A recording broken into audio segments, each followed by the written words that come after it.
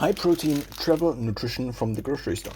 So this is protein bread. It costs 1.99 in euros and sells at German grocery store Netto, but also at other grocery stores, at least the German ones. There are also comparable products. So now what this has is 23 grams of protein, which you can see on the back here. What we also have is 8 grams of fat, which is not that useful. Now there is also no sugar added to this, which makes this at least compatible with my nutritional principles. The second product is ham. Now ham contains a lot of protein. Compared to buying raw meat, this offers the advantage of being consumable right away. So we have fat, 3 grams.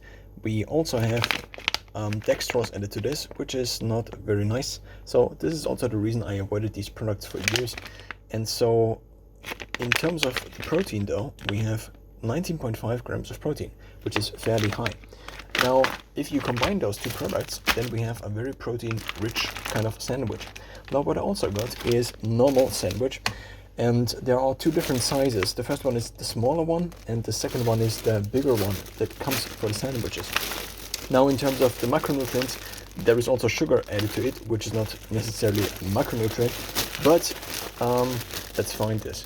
So first of all, we have here, it says already sugar as the one of the, well, it's not the first ingredient.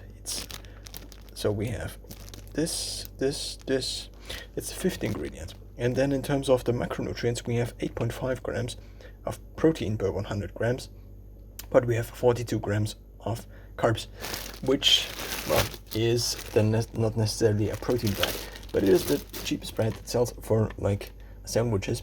And what I also thought is maybe I at least try a sandwich like this with this here.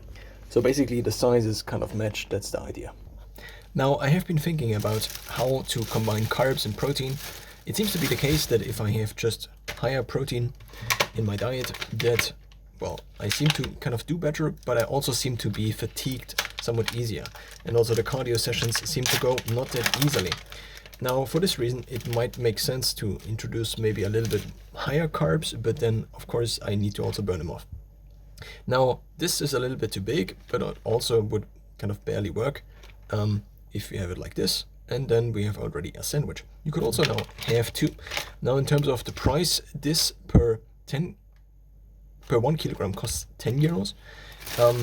This cost 1.29, I think, which was a little bit more expensive compared to this year. And these two are each 500 grams, and this is also 500 grams.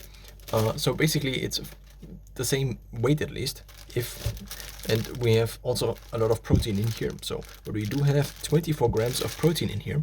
So if we multiply this by 5, then we have 120 grams of protein for €1.99, which might be kind of the cheapest protein one can get at the supermarket. Maybe curd also is comparable to this. Now, getting into the ham might then add up the cost, but this might also increase the bioavailability of the overall protein one consumes. So this would be maybe one of the first sandwiches. This also is 200 grams, and I think it cost 1.99.